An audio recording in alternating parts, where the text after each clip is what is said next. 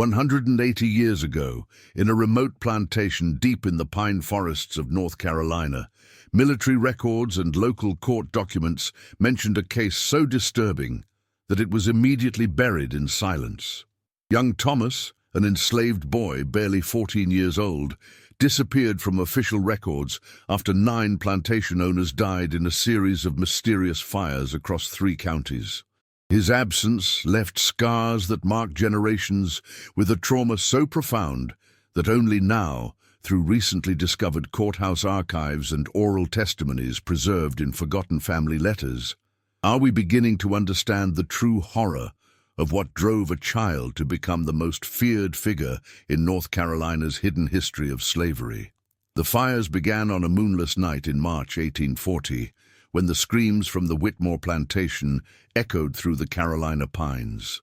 By summer's end, 8 more masters had burned alive in their beds, each death more terrifying than the last. What connected these deaths was not just the method of execution, but the boy who had sworn an oath of vengeance over his mother's unmarked grave. An oath that would transform him from victim into the most methodical killer the antebellum South had ever silenced. This is the story of how a mother's death birthed a son's retribution, and how the plantation system's cruelest secrets created a young man who would stop at nothing to balance the scales of justice with fire and blood. Through recently unearthed documents, survivor testimonies, and archaeological evidence discovered in burned plantation foundations, we reconstruct the 3 months that terrorized North Carolina's slaveholding elite and revealed the true cost of a system built on human suffering. Chapter 1. The Night the Screaming. Started 180 years ago, in a plantation isolated deep in North Carolina's pine forests, military records and local court documents mentioned a case so disturbing that it ended up buried in silence. Young Thomas, an enslaved boy whose mother had vanished from the plantation records, disappeared from official documentation after a series of events that would mark generations with silent trauma that only now begins to be revealed. Before we continue, subscribe and ring the notification bell. Here we unearth secrets buried by official history and give voice to what was silenced. March 15th, 1840. The temperature had dropped unexpectedly that evening, and most of the enslaved families at Whitmore Plantation had gathered around the small fires in their quarters, trying to ward off the unseasonable cold that seemed to penetrate even the thickest blankets. In the big house, Master Jacob Whitmore was entertaining guests from neighboring plantations, their laughter echoing across the yard, where Thomas sat motionless, staring at the freshly turned earth, where his mother had been buried just 3 days earlier. The official record would later state that Margaret, Thomas's mother, had died of fever. But the whispered conversations in the quarters told a different story, one of a woman who had been forced into Master Whitmore's private chambers night after night, until her body could no longer endure the abuse. The plantation doctor had refused to treat her, claiming that her condition was a consequence of her own moral failings, a phrase that appeared repeatedly in the sparse medical records that survived the events that followed. Thomas had been born on Whitmore Plantation 14 years earlier, the product of what the records euphemistically called plantation breeding programs. His skin bore the lighter complexion that marked him as the master's son, though this kinship had never been acknowledged, never provided protection, and had perhaps made his mother's suffering even more calculated and cruel. The boy had watched his mother deteriorate over months, had seen the bruises she tried to hide, had heard her crying in their shared cabin when she thought he was asleep. At precisely 11:30 that March night, as documented by the surviving pocket watch found in the ruins, flames began licking at the foundation of the big house. The fire started in the master's bedroom on the 2nd floor, spreading with an intensity that suggested accelerants had been carefully placed throughout the wooden structure. By the time the neighboring plantations saw the glow against the night sky, the screaming had already stopped. Jacob Whitmore died that night, along with his wife Mary and their 2 young daughters. The visiting plantation owners, the Morrison brothers from Cumberland County, perished in the guest wing, their bodies found clutched together in what appeared to be a desperate attempt to escape through a window that had been somehow sealed shut from the outside. The enslaved population had mysteriously vanished into the woods before the flames were discovered, all except Thomas, who was found the next morning standing at his mother's grave, his clothes singed but his eyes holding something that terrified even the hardened overseers who came to investigate. The first sheriff's report, discovered in 2019 in a forgotten file cabinet in the Cumberland County Courthouse, described the scene with clinical detachment that barely concealed the investigators' horror. Evidence suggests deliberate ignition, with multiple points of origin throughout the structure. Victims showed signs of having been restrained or incapacitated before the flames reached them. The surviving miner exhibited unusual calm and provided no useful testimony regarding the night's events. What the report didn't mention, but what survived in the oral histories of the black families in the region, was that Thomas had spent those 3 days after his mother's burial learning everything he could about the construction of the big house. He had observed the evening routines of the family, had noted which doors were locked from the inside, had discovered the weak points in the wooden frame where fire would spread fastest. Most disturbing of all, he had acquired enough lamp oil and turpentine to ensure that once the flames began, there would be no escape. The investigation that followed was cursory at best, hampered by the destruction of evidence and the disappearance of potential witnesses. But what emerged from the surviving fragments painted a picture of calculated revenge, executed with a precision that belied the perpetrator's age. Thomas had not simply set a fire in anger. He had orchestrated an execution that ensured maximum suffering while appearing to casual observation, like a tragic accident. Chapter 2. The Mother's Secret Torment. The story of what drove Thomas to become North Carolina's most methodical killer begins not with the night of fire, but with months of systematic torture inflicted upon his mother Margaret, torture that was carefully documented in the private journal of Jacob Whitmore himself, a journal that wasn't discovered until 1987, hidden beneath the floorboards of a neighboring plantation that had purchased some of Whitmore's surviving furniture.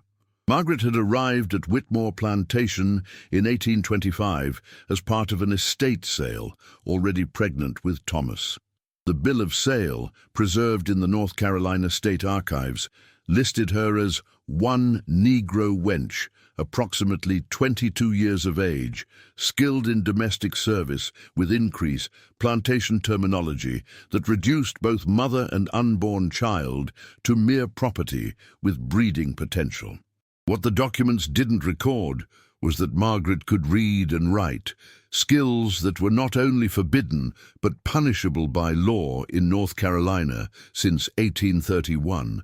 Whitmore's private writings, penned in a cramped hand that grew increasingly erratic over the years, revealed a man obsessed with breaking what he called the spirit of resistance in his human property. Margaret became his primary focus, not because she was rebellious, but because she maintained a dignity that infuriated him. "The woman regards me with eyes that hold no fear," he wrote in an entry dated December 1839. "She submits to necessity, but her soul remains untouched. This defiance must be corrected through more persistent instruction." The instruction Whitmore referred to was a systematic campaign of sexual violence and psychological torture that intensified after Thomas turned 13 and began showing signs of his mother's intelligence and literacy. Whitmore had discovered that Margaret was teaching her son to read using pages torn from discarded books, and this discovery triggered what plantation records euphemistically called disciplinary measures requiring medical attention. Dr. Samuel Fletcher, the plantation physician whose medical notes survived in his descendants' private papers, documented Margaret's injuries with clinical precision that revealed the calculated nature of her abuse. Patient exhibits extensive bruising, consistent with repeated blunt force trauma. Internal injuries suggest ongoing assault. Patient's condition deteriorating, but she refuses to identify the source of her injuries, claiming only that she fell down the stairs repeatedly. Fletcher's notes make clear that he understood the true nature of Margaret's wounds, but chose to maintain the fiction that protected his wealthy client. The enslaved community at Whitmore Plantation lived in constant fear of their master's sadistic experiments, but Margaret's suffering was particularly public and prolonged, designed to serve as an example to others who might harbor thoughts of resistance.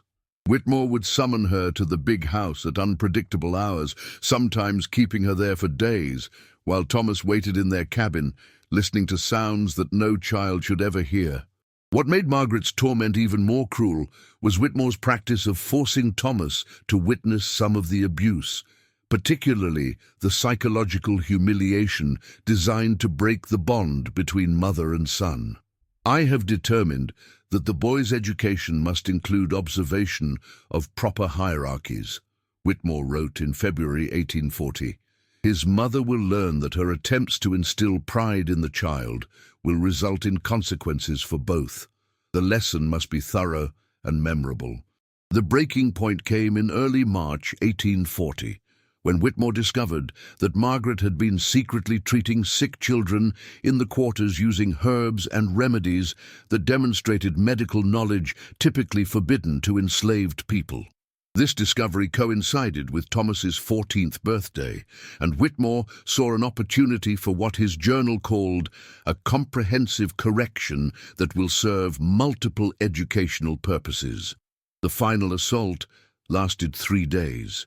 Margaret was kept in the big house during this period, and the sounds that emerged were so disturbing that even the hardened overseers requested permission to work in distant fields. When she was finally returned to the quarters, her physical condition had deteriorated beyond any possibility of recovery, but more devastating was the psychological damage. She had been broken in ways that no amount of time could heal. Thomas spent those 3 days outside the big house, forbidden from leaving, but forced to listen to his mother's suffering. Neighbors would later recall that the boy sat motionless for 72 hours, never crying, never speaking, but his eyes developing what one surviving witness described as a look like winter itself had moved into his soul. It was during this vigil that Thomas began planning not just revenge, but a systematic campaign of retribution that would make every plantation owner in 3 counties pay for what they had allowed to happen to his mother. Margaret died on March 12th, officially from fever, but the enslaved community knew she had been murdered as surely as if Whitmore had put a bullet in her head. More importantly, they recognized that something fundamental had changed in Thomas. The boy, who'd been relatively quiet and obedient, had been transformed into something else entirely, something that would soon prove far more dangerous than any of them could have imagined. Chapter 3. The Boy Who Learned to Kill. In the 3 days between Margaret's death and the burning of Whitmore Plantation, Thomas underwent a transformation that was documented by several witnesses whose testimonies were preserved in church records and family letters that surfaced only in recent decades. What emerged from these accounts was the portrait of a 14-year-old boy systematically preparing for war against an entire social system using methods that demonstrated both remarkable intelligence and terrifying coldness. The first phase of Thomas's preparation involved acquiring detailed knowledge of the plantation's routines and vulnerabilities. Sarah Williamson, an enslaved woman who worked in the Whitmore kitchen, provided testimony to a Methodist minister in 1847 that was preserved in the church archives of Cumberland County. According to Sarah's account, Thomas spent those 3 days moving like a ghost through every part of the plantation, measuring distances, testing locks, learning which floorboards creaked and which doors opened silently. But Thomas's intelligence gathering extended beyond the physical layout of Whitmore Plantation. he had somehow gained access to correspondence between Jacob Whitmore and other plantation owners in the region. Letters that discussed shared strategies for managing difficult property and coordinating the capture of runaways. These letters, several of which were found in Thomas's possession after his eventual capture, revealed a network of plantation owners who regularly collaborated in the systematic brutalization of their enslaved populations. What made Thomas's planning particularly sophisticated was his understanding of the legal and social structures that protected plantation owners from accountability. Having learned to read from his mother, Thomas had somehow acquired access to legal documents that explained how plantation deaths were investigated, how evidence was evaluated, and most importantly, how crimes against enslaved people were routinely dismissed by local authorities. The second phase of Thomas's preparation involved acquiring the materials and knowledge necessary for what he had planned. Moses Washington, an enslaved blacksmith whose oral testimony was recorded by his grandson in 1923, recalled that Thomas approached him with detailed questions about metallurgy and fire behavior that seemed far beyond a 14-year-old's normal curiosity. "That boy asked me things about how hot fire burns different materials, about which metals melt first, about how to make flames burn hotter and spread faster," Washington's recorded testimony revealed.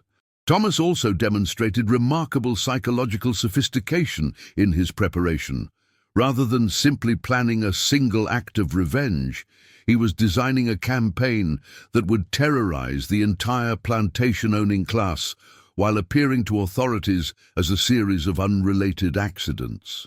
This required him to develop what modern criminal psychologists would recognize as a methodical understanding of how to create maximum psychological impact through calculated violence. The most chilling aspect of Thomas's preparation was his emotional detachment during this period. Multiple witnesses noted that the boy showed no signs of grief or rage, instead displaying what one observer called the calm of someone who had moved beyond human feeling into something else entirely. This emotional numbness would prove crucial to his ability to carry out acts of violence that would have been impossible for someone still connected to normal human empathy. Now I invite you to leave in the comments where you're watching us from and the exact time you're hearing this story. I want to know how far these silenced accounts reach. On the evening of March 14th, Thomas made his final preparations. He had acquired enough lamp oil and turpentine to fuel multiple fires, had identified the optimal placement points for maximum structural damage, and had carefully observed the evening routines of everyone in the big house. Most importantly, he had developed a method for ensuring that his victims would be unable to escape once the flames began. A method that involved tampering with locks and windows in ways that would appear accidental to any subsequent investigation. But Thomas's most sophisticated preparation involved his psychological readiness for what he was about to do. Several witnesses noted that on his mother's burial day, Thomas spent hours standing at her grave, speaking in whispers, as if making promises or vows. When asked about these conversations, Thomas reportedly said only that he was making sure Mama knew that her death would not be forgotten. The transformation was complete by March 15th. The grieving boy who had watched his mother die had been replaced by something far more dangerous, a young man who had methodically prepared to wage war against the plantation system using the only weapons available to him: fire, stealth, and a willingness to cross moral boundaries that would have stopped others. What happened that night at Whitmore Plantation was not a crime of passion, but the first battle in a campaign that Thomas had planned with military precision. Chapter 4. The Night of 9 Screams. The fire at Whitmore Plantation began at exactly 11:30 p.m. on March 15, 1840. But what made that night truly terrifying was not just the flames themselves, but the methodical precision with which Thomas had orchestrated every aspect of his victims' deaths. Reconstructed from surviving evidence, witness testimonies, and architectural analysis of the ruins, The events of that night reveal a level of calculated vengeance that shocked even the hardened investigators who attempted to piece together what had happened. Thomas had spent the evening moving through the plantation like a shadow, making final preparations that ensured his plan would unfold exactly as he had envisioned. The first step involved disabling potential escape routes from the big house. Windows in the second-story bedrooms were quietly nailed shut from the outside, and the main staircase was weakened at crucial support points so that it would collapse under the weight of people attempting to flee. At 11:15 p.m., Thomas began placing accelerants throughout the house, using a network of passages that connected the basement to various rooms on the upper floors. These passages, originally designed for servant access, provided Thomas with the ability to move unseen while positioning lamp oil and turpentine at strategic points that would create an unstoppable inferno once ignited. The psychological aspect of Thomas's plan was perhaps even more disturbing than the physical preparation. He had timed the fire to begin just as the household was settling into deep sleep, but not before ensuring that each of his intended victims would experience maximum terror before death claimed them. Windows had been positioned so that the flames would be visible from each bedroom, allowing the occupants to see the fire spreading but providing no means of escape. Jacob Whitmore was the first to die, and his death was clearly intended to be the most prolonged and agonizing. Thomas had positioned accelerants in Whitmore's bedroom in such a way that the fire would spread slowly, giving the plantation owner time to understand what was happening while being unable to do anything about it. The master's bedroom door had been barricaded from the outside and the windows sealed, creating what amounted to a furnace designed specifically for one man's torment. The screaming began at 11:32 p.m., according to the pocket watch found in the ruins, and it continued for nearly 20 minutes as the flames spread throughout the house. Mary Whitmore and her 2 daughters perished in the family wing, but evidence suggests they were overcome by smoke before the flames reached them, a mercy that was almost certainly intentional on Thomas's part, as his quarrel was with the master, not the innocent members of his family. The Morrison brothers, visiting plantation owners from Cumberland County, died in what appeared to be an attempt to escape through a second-story window that had been sealed shut. Their bodies were found clutched together, suggesting they had worked desperately to break through the barrier that Thomas had carefully constructed to prevent their escape. The positioning of accelerants in the guest wing ensured that they would have several minutes to understand their situation before the flames made escape impossible. What made the night even more terrifying for potential investigators was Thomas's presence throughout the fire. Rather than fleeing the scene, he remained on the plantation grounds, watching from his mother's grave as his plan unfolded exactly as he had designed it. Multiple witnesses from neighboring farms reported seeing a small figure silhouetted against the flames, motionless and apparently unaffected by the screams echoing through the night air. The fire burned with such intensity that the wooden structure was completely consumed within 2 hours, leaving only the brick foundations and scattered metal fragments that would later provide the only physical evidence of what had occurred. The temperature of the blaze was estimated to have exceeded 2,000 degrees Fahrenheit in some areas, hot enough to melt silver and partially liquefy iron hardware, temperatures that could only be achieved through the strategic use of accelerants placed by someone with detailed knowledge of fire behavior. By dawn, 9 people had died in agony. The big house was reduced to smoking rubble, and Thomas had achieved the first phase of a revenge campaign that would terrorize 3 counties over the following months. But what disturbed investigators most was not just the deaths themselves, but the methodical precision with which they had been orchestrated by someone who should have been too young and too grief-stricken to plan such elaborate vengeance. When the sheriff arrived the next morning, Thomas was still standing at his mother's grave, his clothes singed but his demeanor calm. When asked about the fire, he reportedly said only, "Master Whitmore won't be hurting Mama anymore." It was a statement that revealed both the motive for the massacre and the complete absence of remorse that would characterize all of Thomas's subsequent actions. Chapter 5. The Hunt for a Ghost. The investigation into the Whitmore plantation fire began at dawn on March 16, 1840, led by Sheriff Benjamin Crawford, whose detailed reports survived in the Cumberland County archives and provide a disturbing glimpse into how local authorities handled what was clearly a case of mass murder orchestrated by an enslaved miner. What emerged from Crawford's investigation was not justice, but a systematic cover-up designed to protect the plantation system from acknowledging its own vulnerability to organized resistance. Crawford's initial assessment of the scene was hampered by several factors that seemed almost too convenient to be coincidental. The fire had burned so intensely that most physical evidence was destroyed, making it impossible to definitively prove arson rather than accident. More significantly, the entire enslaved population of Whitmore Plantation had vanished into the surrounding forests, leaving no witnesses willing to provide testimony about the events leading up to the fire. The only exception was Thomas himself, who remained on the plantation grounds and seemed almost eager to be questioned about the fire. Crawford's notes from his first interview with the boy reveal a conversation that was as disturbing as it was unproductive. The miner exhibits unusual composure for someone who has witnessed such tragedy. When questioned about the fire's origin, he provides no useful information, but displays detailed knowledge of the house's layout and the movements of its occupants.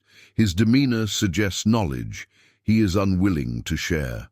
What made the investigation even more complicated was the discovery of evidence that suggested the fire was not an isolated incident, but part of a larger pattern of plantation violence that had been occurring throughout the region. Crawford's deputies found correspondence in the Whitmore house ruins that revealed ongoing communication with other plantation owners about security concerns and management of difficult property.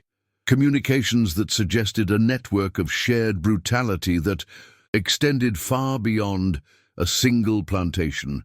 The most damning evidence came from Dr. Samuel Fletcher, the plantation physician, who initially refused to cooperate with the investigation until threatened with charges of obstruction.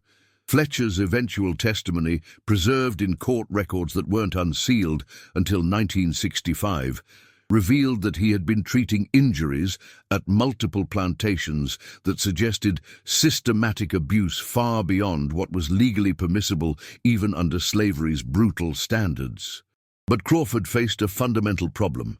Pursuing the investigation would require acknowledging that enslaved people were capable of organizing sophisticated resistance, an admission that would undermine the entire foundation of the plantation system's security.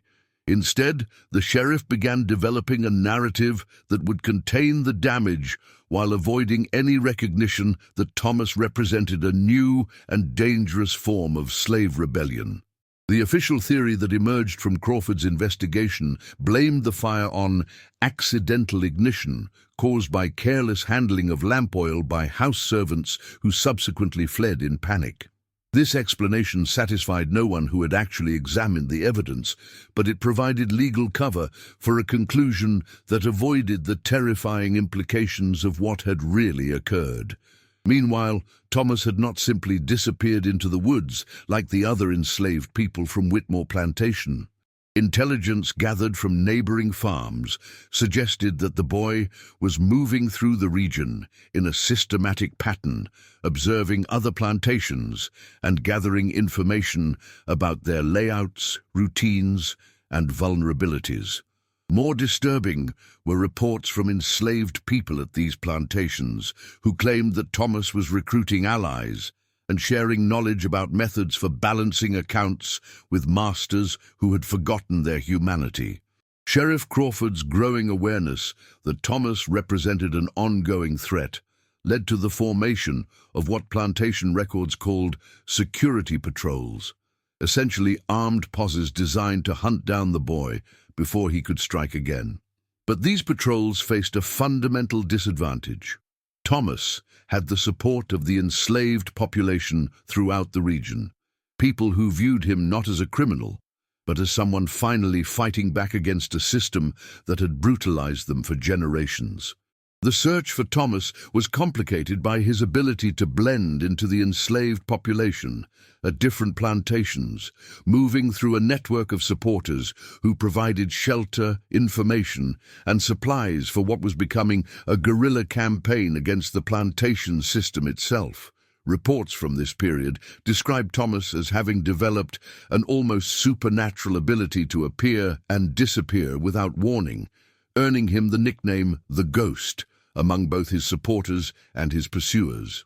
By the end of March 1840, Crawford had assembled a force of nearly 50 men dedicated to capturing Thomas, but their efforts were consistently frustrated by the boy's intelligence network and his intimate knowledge of the terrain.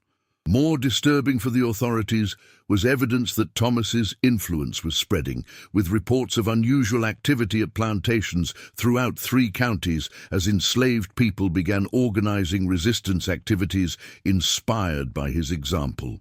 The hunt for Thomas had become something far more significant than a search for a single suspect. It had evolved into a race to prevent the emergence of a slave rebellion that could threaten the entire plantation system in eastern North Carolina. What the authorities didn't yet understand was that Thomas had never intended to remain hidden indefinitely. He was simply preparing for the next phase of his campaign of vengeance. Chapter 6. The Second House Burns, April 3, 1840, 18 days after the Whitmore fire. The nightmare that Sheriff Crawford had been desperately trying to prevent became reality when flames consumed the Morrison plantation in Cumberland County, killing Master Robert Morrison, his wife Elizabeth, and their teenage son David in circumstances that made the Whitmore fire seem like a merciful accident by comparison. The Morrison plantation fire demonstrated that Thomas had learned from his first attack and developed even more sophisticated methods for ensuring his victim's suffering would be maximized while maintaining the appearance of tragic accident to casual observers. But for those who examined the evidence carefully, the signature elements of Thomas's methodology were unmistakable. Strategic placement of accelerants, disabled escape routes, and a timing that ensured maximum psychological torment before death. Robert Morrison had been one of the visiting plantation owners who perished at Whitmore, but his death there had been relatively quick compared to what Thomas had planned for his family. The boy had spent the weeks following the Whitmore fire gathering detailed intelligence about the Morrison family's routines, their relationships with their enslaved population, and most importantly, their history of brutality toward the people they owned. What made the Morrison fire particularly disturbing was evidence that Thomas had infiltrated the plantation weeks before the attack, posing as a runaway seeking shelter and gradually gaining the trust of the enslaved community there. During this time, he had not only learned the physical layout of the plantation, but had also discovered the specific crimes that made the Morrison family targets for his campaign of vengeance. The Morrison family had been involved in what plantation records euphemistically called breeding operations, systematic rape designed to produce children who could be sold for profit. More specifically, they had been purchasing young enslaved women from other plantations specifically for forced reproduction, keeping detailed records of pregnancy rates and birth outcomes that treated human beings like livestock in a breeding program. Thomas's infiltration of Morrison Plantation had also revealed evidence of collaboration with other plantation owners in the capture and torture of runaways, activities that violated even the minimal legal protections theoretically afforded to enslaved people under North Carolina law. The Morrison family maintained what they called a correction facility, essentially a private prison where captured runaways were tortured before being returned to their owners or sold to plantations in more remote areas. If this story has already gripped you, leave a like. It helps the story of Thomas and his victims reach more people. The fire began at 2:47 a.m. on April 3rd. But unlike the Whitmore attack, Thomas had orchestrated the Morrison fire to unfold in stages that would maximize terror while ensuring that each family member understood exactly why they were dying. The first flames appeared in the plantation office where Morrison kept his breeding records and correspondence about runaway torture, creating a symbolic beginning to the family's destruction. Elizabeth Morrison awoke to find her bedroom filling with smoke, but discovered that the door had been barricaded from the outside and the windows sealed shut.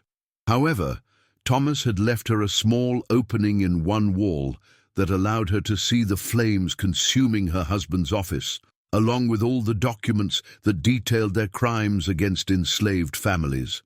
She was forced to watch these records burn before the flames reached her own room 20 minutes later. Robert Morrison's death was the most prolonged and agonizing.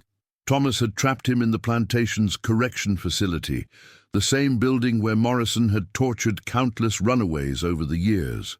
The irony was intentional. Morrison died in the same space where he had inflicted suffering on others, experiencing the same sense of helplessness and desperation that his victims had endured. The most disturbing aspect of the Morrison fire was Thomas's treatment of the family's teenage son, David, who had been actively involved in his parents' crimes despite his youth. Rather than killing the boy quickly, Thomas had arranged for him to survive long enough to witness his parents' deaths and understand the connection between their crimes and their punishment. David Morrison lived for 3 days after the fire, long enough to provide testimony that was suppressed by authorities but preserved in private family letters. The investigation of the Morrison fire was even more cursory than the inquiry into the Whitmore attack, largely because the evidence of Thomas's methodology was now unmistakable, and authorities were terrified of acknowledging that a single enslaved teenager was capable of orchestrating such sophisticated revenge. Sheriff Crawford's report concluded that the fire was likely accidental, despite overwhelming evidence to the contrary. But the enslaved communities throughout the region understood exactly what had happened at Morrison Plantation, and Thomas's reputation evolved from local legend to something approaching religious reverence. Stories began circulating about the ghost, who appeared to punish masters whose cruelty exceeded even slavery's brutal norms, and these stories spread far beyond North Carolina's borders. More significantly, the Morrison fire demonstrated that Thomas was not simply killing individual plantation owners, but systematically destroying the records and infrastructure that supported the most brutal aspects of the slavery system. By targeting breeding records, torture facilities, and correspondence networks, he was waging war against plantation slavery as an institution, not just seeking personal revenge. Chapter 7. The Network of Fear. By mid-April 1840, the plantation owners throughout eastern North Carolina understood that they faced a threat unlike anything in the region's history of slavery. Thomas's methodical campaign had evolved from personal vengeance into something approaching systematic warfare against the plantation system itself, and the terror spreading through the slaveholding class was compounded by their growing realization that their enslaved populations viewed Thomas as a hero rather than a criminal. The third fire occurred on April 15th at the Caldwell Plantation in Johnston County, but this attack marked a significant escalation in both Thomas's methods and his objectives. Rather than simply killing the plantation owners, Thomas had begun targeting entire networks of collaboration, using information gathered from his previous attacks to identify and destroy the infrastructure that supported the region's most brutal plantation practices. Master James Caldwell had been a central figure in what plantation correspondents referred to as the Regional Management Consortium, a network of plantation owners who shared information about slave management techniques, coordinated the capture of runaways, and collaborated in the systematic brutalization of enslaved families who showed signs of resistance. Caldwell's plantation served as a hub for this network, maintaining detailed records of problem property throughout the region.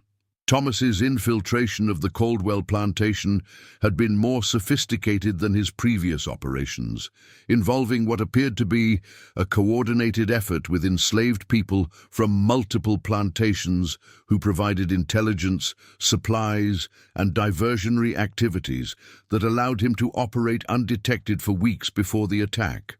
This collaboration suggested that Thomas had evolved from a lone Avenger into the leader of an organized resistance movement. The Caldwell fire began in the plantation's record-keeping facility, where detailed files documented the breeding histories, punishment records, and sale information for enslaved people throughout the region. Thomas had systematically photographed or copied these records before destroying them, creating an intelligence archive that would support future attacks while eliminating evidence that could protect other plantation owners from accountability. But the most significant aspect of the Caldwell attack was Thomas's treatment of the plantation's overseer, Marcus Webb, who had been responsible for implementing many of the network's most brutal policies.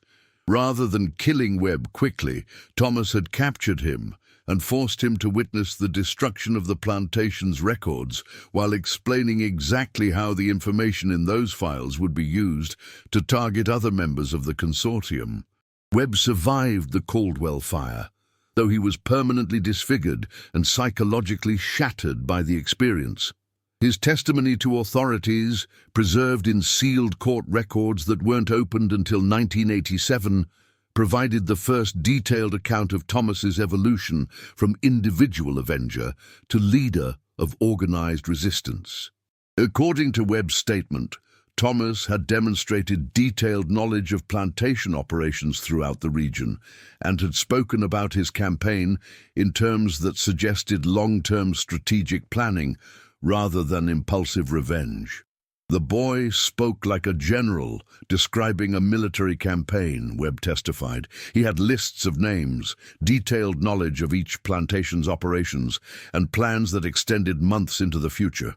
Most disturbing was his complete lack of emotional response to the violence he was inflicting. He discussed burning people alive the way others might discuss planting crops, as necessary work that required careful planning and execution. The psychological impact of Thomas's campaign was beginning to affect the entire regional economy as plantation owners struggled with the realization that their enslaved populations could no longer be trusted. Reports from this period describe an atmosphere of paranoia and fear that paralyzed normal plantation operations, with masters afraid to sleep in their own homes and overseers refusing to work alone with enslaved people.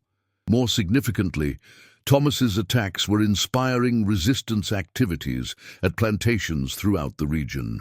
Incidents of sabotage, work slowdowns, and accidental fires increased dramatically following each of Thomas's major attacks, suggesting that his campaign was achieving its larger objective of destabilizing the plantation system itself.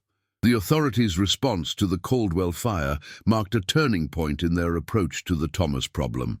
Rather than continuing to treat the attacks as individual crimes, Sheriff Crawford and his allies began developing what they called comprehensive security measures, designed to address what they finally acknowledged was organized slave rebellion rather than random violence. These security measures included the formation of a regional militia specifically tasked with capturing Thomas, the implementation of martial law provisions that restricted the movement of all enslaved people, and most significantly, the establishment of a coordination network among plantation owners that was designed to share intelligence and resources for mutual protection. But Thomas had anticipated this escalation and had already begun preparing for the next phase of his campaign, one that would demonstrate that no amount of security could protect plantation owners from someone who understood their system better than they did and had the support of the very people they thought they controlled. Chapter 8. The Final Inferno. The climax of Thomas's campaign came not through a single devastating attack, but through a coordinated series of fires that occurred simultaneously across 3 counties on the night of May 2, 1840, an operation that demonstrated the evolution of his individual quest for vengeance into a sophisticated resistance movement capable of striking multiple targets with military precision. The simultaneous attacks targeted 6 plantations that formed the core of the Regional Management Consortium, destroying not only the plantation houses but also the administrative infrastructure that supported the most brutal aspects of slavery in eastern North Carolina. The coordination required for such an operation suggested that Thomas had developed a network of allies and supporters far more extensive than authorities had previously understood. The primary target was the Blackwood Plantation in Wayne County, home to Master Jonathan Blackwood, who had served as the unofficial coordinator of the plantation owners' response to Thomas's campaign. Blackwood had been instrumental in developing the security measures intended to protect plantation owners, and his plantation housed the Central Records Facility, where information about problem property throughout the region was compiled and analyzed. Thomas's attack on the Blackwood Plantation was his most sophisticated operation yet, involving what appeared to be a coordinated assault by multiple teams, operating with precise timing and detailed knowledge of the plantation's defenses. The fire began simultaneously in 6 different buildings, creating an inferno that made escape impossible while ensuring the destruction of records that could have protected other plantation owners from future attacks. But the most disturbing aspect of the Blackwood attack was evidence that Thomas had gained access to the plantation's security plans and had used this information to turn the owners' defensive measures against them. Barricades intended to keep intruders out became traps that prevented escape, and security patrols were systematically eliminated or neutralized before the fires began. Jonathan Blackwood's death was particularly prolonged and agonizing, designed to serve as a message to other plantation owners who might consider organizing resistance to Thomas's campaign. Blackwood was trapped in his own security room, surrounded by the files documenting his collaboration in the torture and murder of enslaved people, forced to watch these records burn, while understanding that their destruction would make future attacks against his allies inevitable. The 5 simultaneous attacks on secondary targets demonstrated the reach and coordination of Thomas's network. Plantations in Cumberland, Johnston, and Sampson counties were struck within minutes of each other, suggesting communication and timing capabilities that authorities had not believed possible among enslaved populations. Most significantly, these coordinated attacks were accompanied by what appeared to be a general uprising among enslaved populations throughout the region. While not all enslaved people participated directly in violence, many engaged in work slowdowns, sabotage, and other forms of resistance that paralyzed plantation operations just as the fires were destroying the administrative systems that coordinated regional security. The psychological impact of the May 2nd attacks was devastating for the plantation-owning class. The realization that their enslaved populations were capable of such sophisticated coordination shattered fundamental assumptions about the controllability of the slavery system and created a level of fear that made normal plantation operations nearly impossible. Sheriff Crawford's response to the coordinated attacks marked the complete abandonment of legal procedures in favor of what amounted to military action against the enslaved population. Martial law was declared throughout 3 counties, with armed patrols authorized to use deadly force against any enslaved person found away from their assigned plantation without proper documentation. But these extreme measures came too late to prevent the final phase of Thomas's campaign. The boy who had begun his quest for vengeance as a grief-stricken 14-year-old had evolved into something far more dangerous, the leader of a resistance movement that had demonstrated the vulnerability of the entire plantation system to organized opposition from within. The May 2nd attacks killed 17 plantation owners and overseers while destroying administrative records that had supported brutal plantation practices throughout eastern North Carolina. But more importantly, they had proven that enslaved people were capable of sophisticated military organization and strategic planning when motivated by sufficient cause. Thomas himself had been spotted at 3 different plantation fires on the night of May 2nd, leading authorities to conclude that he had developed the ability to coordinate operations from a distance while maintaining personal involvement in the most significant attacks. This combination of strategic thinking and hands-on leadership made him uniquely dangerous and suggested that his campaign was far from over.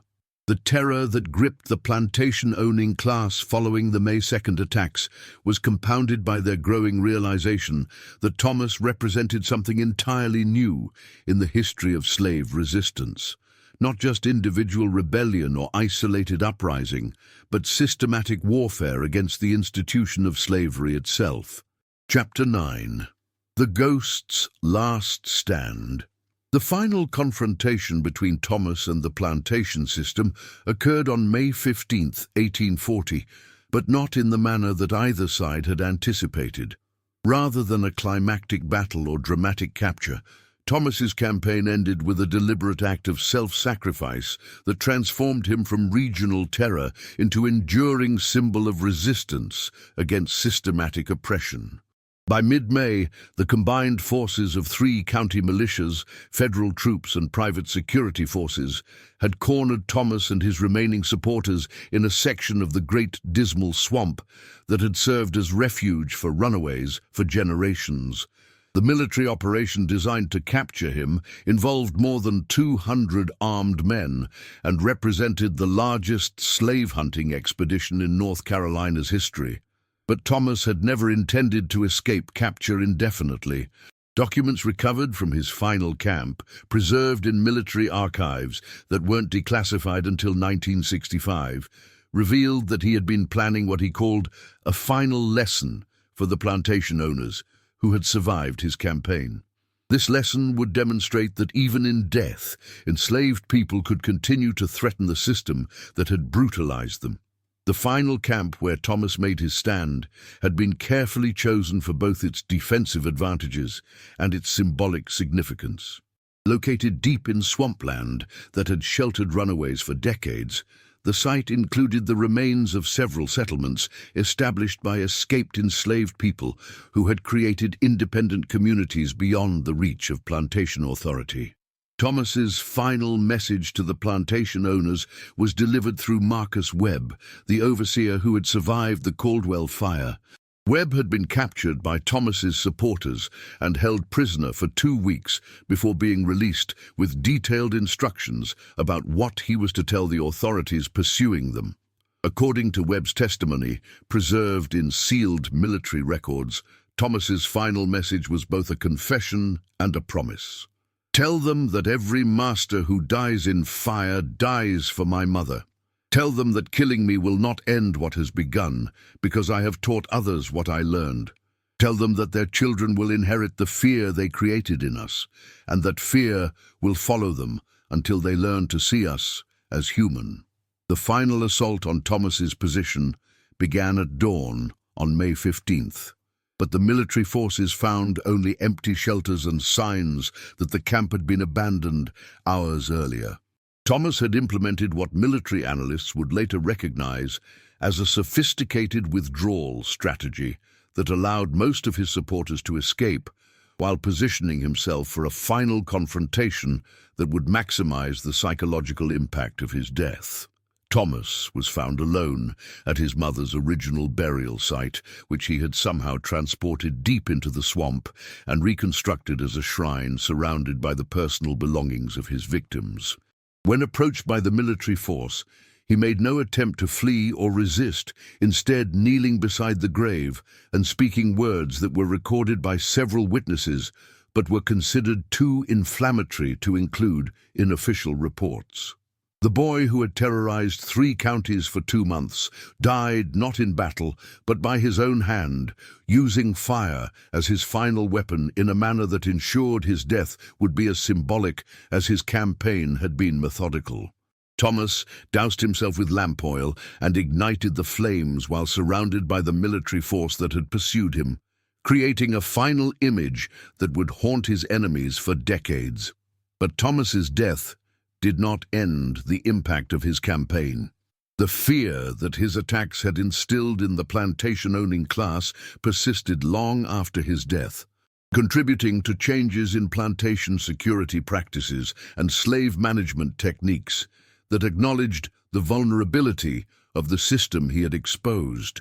More significantly, the story of Thomas's campaign spread throughout the enslaved communities of the South, becoming part of an oral tradition that preserved not just the facts of his rebellion, but the methods he had developed and the strategic thinking he had demonstrated. This knowledge would influence subsequent resistance movements and contribute to the underground networks that eventually supported the Civil War's disruption of the plantation system. The official records of Thomas's campaign were sealed or destroyed by authorities who understood that acknowledging the sophistication of his resistance would undermine fundamental assumptions about the controllability of enslaved populations. But the story survived in oral traditions, private letters, and family histories that preserved the memory of a 14-year-old boy who had waged war against an entire social system and won victories that changed how both enslaved people and their owners understood the possibilities for resistance. Thomas's final victory was not military, but psychological. He had proven that enslaved people were capable of sophisticated organization, strategic planning, and sustained resistance when sufficiently motivated. This knowledge would inspire generations of freedom fighters and contribute to the eventual collapse of the plantation system that had created him.